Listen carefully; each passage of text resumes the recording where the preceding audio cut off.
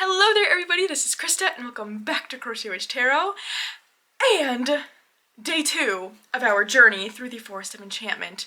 So I will have the first 2 videos of this guided journey series linked down below, but day 1 we started with our first major arcana card, which in this deck is the White Heart.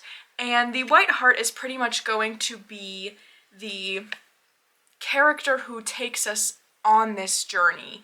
So in this initial spread, we were kind of dealing with themes around our feelings on the unknown, what was sort of bringing us to this place, this journey to begin with.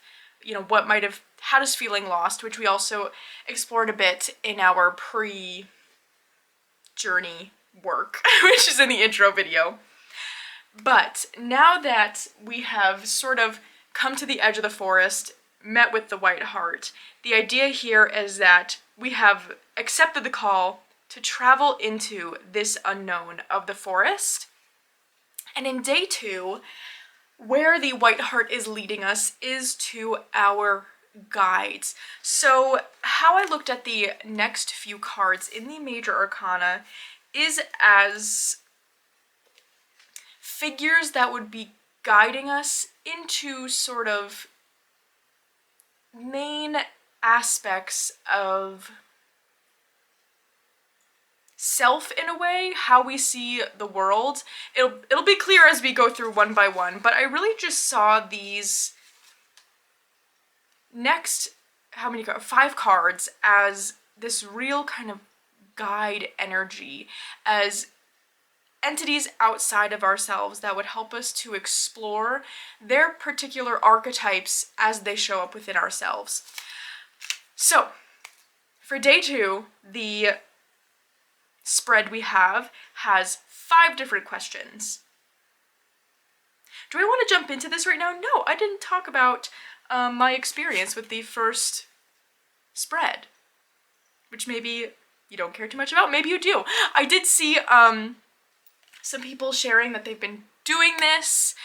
I am blanking on the username of the lovely person who posted actually their readings with the first 2 prompts. Astaria Sen here on YouTube. I will link that down below. They so far have followed along with their own videos for this journey, which is really, really cool. And actually they reworded one of the questions from day 1 in a really interesting way that I really enjoyed.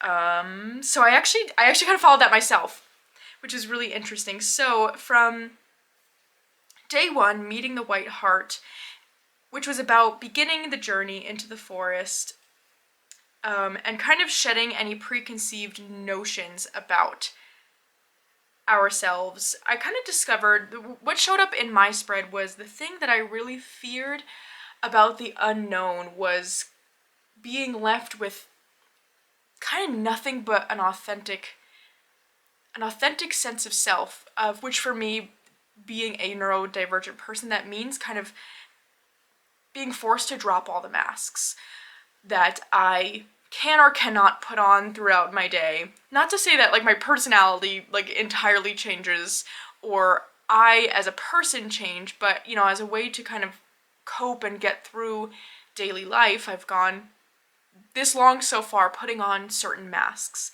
But when I'm faced with a situation of true unknown, I don't have that option because I don't know what to expect. And so that's really where kind of a lost feeling comes from, because it's almost more this feeling of being stuck in place, because I know I can't go backwards, but going forwards is almost too scary. So I get stuck in this limbo, which is interesting. Anything else? Anything else?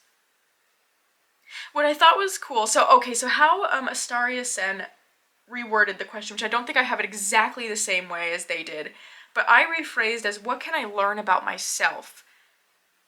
Which, again, was inspired by how they reworded it. It could be exactly how they did, I'm just not remembering.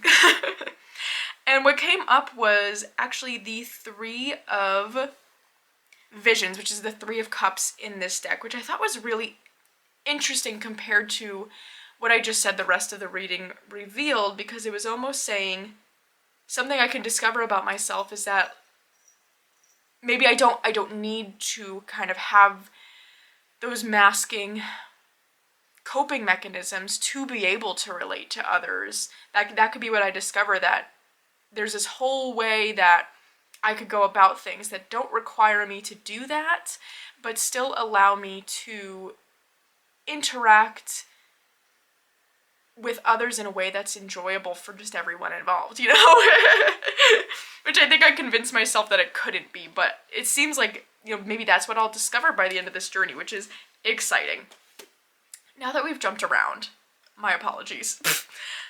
Day 2, we are meeting our guides. So, we are starting out with our first question here, and again, as always, I will type this down below, so don't feel like you need to write down as I'm talking. I will put everything below. Day 2, we are first meeting the Enchanter, which is the magician in this deck. And our question coming from the Enchanter is, what powers am I not using to their fullest potential? Next, we are introduced to the Wisewoman. And her question for us is, what do I know deep down about my journey to be true? What truths about myself should I seek to unveil?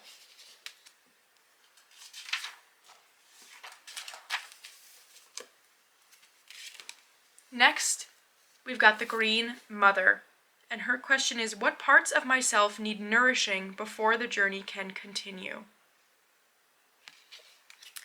Then, the Forest Lord, who asks, what boundaries need firmer setting in order to better follow this path? And finally, our last guide for day 2 is the Oldest One, who asks, what lessons have I already learned that will be useful to remember as I continue forward? So, again, I will type all of those questions down below. I hope for those participating that you are enjoying this journey so far. I really have, even though the first 2 spreads were kind of, you know, straightforward, a little bit simple, but I feel like it just has gotten me thinking about it. And even when I'm not pulling cards, on days I'm not pulling for these spreads, I just find myself thinking about these cards, which has been really interesting and was exactly my point in creating this in the first place. So, I think that's all I have to say. I am excited to hear maybe what is unveiled for all of you from our guides of this week, and I will talk to you all again very soon.